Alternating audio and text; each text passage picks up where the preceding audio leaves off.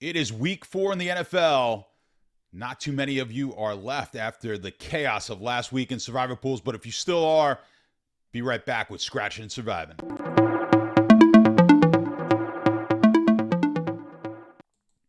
All right, guys, it was chaotic. One thing for me, I have a lot less work to do every Sunday as I got absolutely destroyed here in survivor pools. Dallas, Jacksonville, both just abysmal in both of their performances and knocked me out of quite a few pools. The small pool that I'm in, I went 2 entries with Dallas. There was only 24 people. I think I showed you guys that pool last week. There's only 24 entries left. I went double Dallas picks, really going chalky, and chalk doesn't always win, as we found out. Really wanted to go chalk there, kind of play the anti-Arizona, fade Arizona play, and then I was going to come back with San Francisco this week, which I knew a lot of people were going to do in these pools, but like I like to do in a smaller pool is go ahead and take the chalk. Now, I went even beyond that and taking them in both, but in all honesty, I would have taken Jacksonville with my other pick in that. So that gets knocked out. I had 23 entries in that other pool that I had there was about 700 or 800 people left in that pool. I had 23 entries left there, but it was double picks. And because it was double picks, I wound up with either Dallas or Jacksonville in each one of those picks.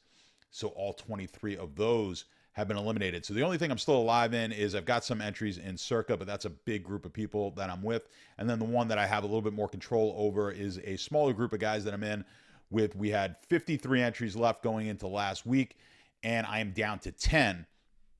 So in that one, I did spread it out a little bit, but I went heavy Dallas, heavy Jacksonville, again, for the same reasons that I mentioned earlier. But one thing I mentioned in our comments, those of you who comment down below, I respond to all of the comments. And after I did this video last week, started thinking about San Francisco being a little bit better play, possibly in large pool, like extremely large pools, especially when you only had 1 entry. And I suggested it to quite a few of you guys in the comments last week, maybe taking San Francisco as being a little bit of a contrarian play, because this week, San Francisco is going to be the most popular team. So if you're in a large pool and you're able to take San Francisco at the lowest ownership of those 4 big teams that we had last week and potentially get some chaos with the other teams, you can be ahead of the game. Now, the downside to that was you're not going to be able to take the best team this week. So for those of you who did do that, and if you had multiple picks and you did do something like that and you're still alive, at least with those San Francisco picks, maybe some of you took Kansas City.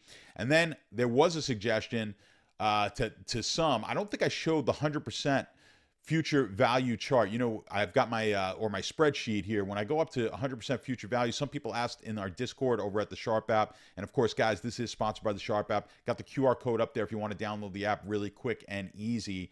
You can do that. Just download the Sharp.app, and we've got a lot of great tools for you as far as sports bettors go. But I know definitely in our Discord, some people had hit me up, and I sent them a screenshot of what the pool looked like, at least my spreadsheet looked like if you did it at 100%. And it was saying that New England was a play. Now, I didn't like that play personally, taking New England, unless you were in a super large pool. We got a similar situation this week. I'm going to go over it. Now, let's jump into Survivor Grid. Before I do that, guys, though, obviously we're going to have less viewers than we normally do because a lot of you are no longer in the pool. If you made it this far, you're enjoying this content, do me a favor, give us a like and give us a subscribe. It helps out tremendously with the algorithm, helps this channel, and it's going to help the Sharp app. It's a small group of us who started this app, and we think it's going to be the biggest thing in sports betting. So we're glad that you are here in the early stages along for the ride. All right, Survivor Grid. Let's jump into it. San Francisco, obviously the #1 choice this week. They're a 2-touchdown favorite against Arizona. A lot of people who were going the route that were going to take Dallas last week and then take San Francisco kind of go against Arizona every week. Well, all those Dallas people are out right now. So if you were plan on taking San Francisco this week, but you went a different way, you didn't take Jacksonville, maybe you took Kansas City last week, which is highly likely, you're probably going to be in on that San Francisco pick. Certainly in smaller pools, we're looking at San Francisco as the obvious choice here. So if you got away from Dallas and Jacksonville in your smaller pools, or if your pool has now become a smaller pool, which many have, we lost about 40% of the entries last week. If your pool has now gotten down to that smaller level, Certainly, San Francisco is the safest choice. Nothing's ever perfectly safe, as we found out last week, but it's the safest choice on the board. When will we use them again? Well, not till week 11. So that's why when you're in a smaller pool, I like taking the chalkier picks, because who knows if this pool is going to even make it to week 11. And do we have some other chances, some other options? I mean, Buffalo's going to have some good opportunities coming up, so maybe we'll have taken them. But Detroit, who knows if we're going to take them next week? Maybe not.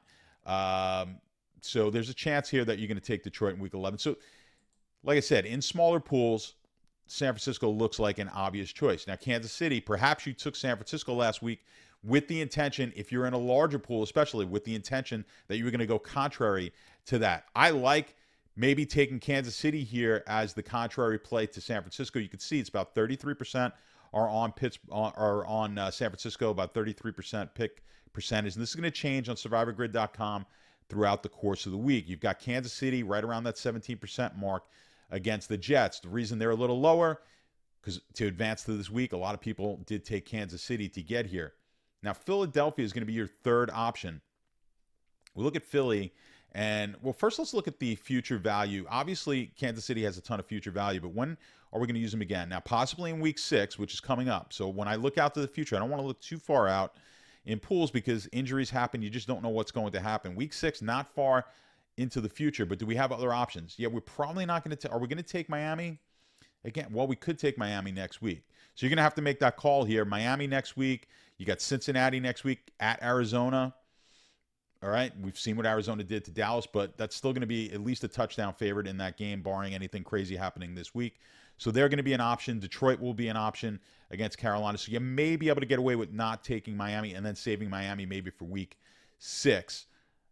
All right, but Philadelphia or Kansas City, the ones we were looking at here, Philly, Kansas City, these teams in week 6, you have options if you save Kansas City, or you take Kansas City this week, and Philadelphia is another team that we could take this week in week 6. So there's some options out here. I don't think you're necessarily handcuffed by taking any of these teams this week, at least in the near future. You're going to have other options in your pool. So now it becomes a game theory on how you want to play it. Philly's the third choice here. Now you've got Dallas, the Chargers, Minnesota, all coming in around that 5 to 6% mark.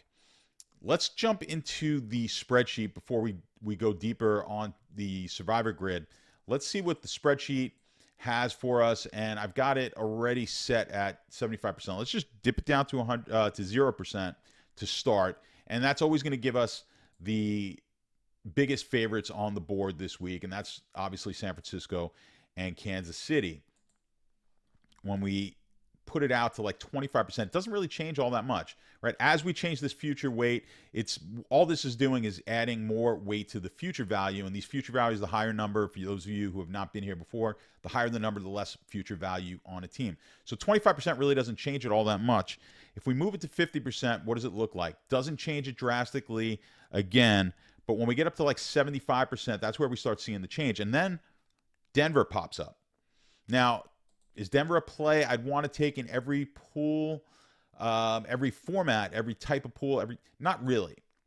All right, but why would we potentially take Denver? Well, it's the same reason that we would have taken if you were inclined to take a New England last week against the Jets. You might be inclined to take Denver this week. Our objective here, it's twofold, right? If you're in a large pool, obviously we want to survive as long as we possibly can. So we're trying to pick the optimal way to do that. Now, the optimal way to survive to the last week is not always taking the number one team or the best team this week. The optimal way, we won't know until we go back in the season and look at what the optimal would have been, even disregarding who wins and loses, right? But just looking at what the point spreads would have been to take the highest point spread every week. Ideally, in every format, that's what we'd want to do. We'd want to be able to figure out how we get the highest point spread each and every week, accumulating throughout the course of the season. Now, just doing that, I mentioned last week, you had 3 teams that were right around an 80% chance to win, and there was a 50-50 chance that at least one of those teams was going to lose, and we saw that 2 of those teams lost. So think about you in your survivor pool. If you go 4 weeks in a row picking 80% probability winners, you've got a 50-50 shot just to win those 4 weeks. And if you continue to do that, it gets your probability diminishes greatly, and you're never going to have the opportunity to pick 80% winners throughout the course of a season, right? Or 80% probability winning throughout the course of the season. So that's why finding the optimal is very difficult. Now, what's inevitably going to happen in a lot of these pools, you're going to have a week where you're just handcuffed and you may have to take a 1-point favorite, a 2-point favorite, even an underdog potentially if you get deep enough into your league. So that's why when we look at a team like New England last week with no future value, they're potentially they're a decent pick in larger format pools. I know some people don't abide by that, but with my 10 entries, I don't know if I had any New Englands. I'm trying to think if I did take a New England, but I took some of those lesser teams, and I still have those 10 alive in that pool. Now my equity's down because I took so many of the Dallas and Jacksonville's in that pool. But now that I'm down to, we've got about 2,500 people or so in that pool, and I've only got 10 entries. So now I'm way behind the 8-ball. So I'm going to have to take a lot more risk in those pool and hope that we get some catastrophes, some weeks like we had last week. And with some of those more risky picks, I'm going to be able to hopefully advance longer. I look at it this way. It's like if you play blackjack and you've got 16, the dealer's showing a 10. Most people know that the play is you've got to hit. Now, by hitting, the chances are pretty good you're going to bust. But it's worth the risk because you know by staying on 16, you're almost definitely going to lose. You're going, at least a high probability, you're going to lose against the dealer's 10. So the risk becomes worth the reward, the potential to win the hand. Now, once you get dealt that hand, you're probably going to lose no matter what you do, but you increase your odds a little bit by taking that hit, even though the hit means you're potentially going to bust. The same thing is true when we look at survivor pools. Once you get behind the 8-ball, like I am, I'm way out of it now with 10 entries. Can I still win? Of course.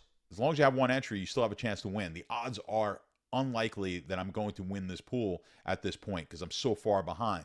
So what I have to do is now I need to take more risks. So that's where a play like New England pops in. We'll go back to my sheet, and even a play like Minnesota, right? So Minnesota, very little future value. New England, very little future value. Let's go to the survivor grid and see what I'm talking about here. When we look at Minnesota, when are they going to be a 3.5-point favorite again? I mean, at least according to this sheet, Chicago in week 6, but we're not going to touch them then. The next one's going to be Chicago week 12 at home. All right, they're almost assuredly going to be a decent favorite in that game. Are they going to be a 7-point favorite? I don't know. It's too far out in the future to really tell. Does Chicago get any better in that time? Does Minnesota lose any players? We don't know for sure. But from the looks of it, we'll have some options. So if you want to take the safer, using that mentality that I just spoke about and having to take some risk here, the safer of those plays is potentially Minnesota. Now, that's just based on the point spread. Now, the spread may change. It's only a 0.5-point difference on the point spread. So what you're really going to want to do, if you want to take that angle, if you want to take that strategy, what you're going to want to do is look at the point spread. I don't try to predict who's going to win these games, who's not going to win the games. I look at it from a mathematical standpoint, and I'm just going by the probabilities and who I think is going to win. You won't know for sure until right up till the lock of your pool. So I suggest looking at that, looking at Survivor Grid, looking at the market, the sports betting market. And if you want to get the lines really easily, again, download the Sharp app. We've got all the lines at all the sports books in there. So then you could see multiple sports books and take an average and see who's got the best line on what game. And then you'll be able to make your determination a lot easier. So that's what I've got for you guys. You've got options. As always, leave your comments down below. I love answering for you. I'm going to have a lot less work to do this week. I think we're going to have a lot less people in the comments. So that's why I need you guys to help me out and hit me up with that like and subscribe. All right. I look forward to talking to you guys in the chat, in our Discord, and I'll see you all next week, hopefully surviving.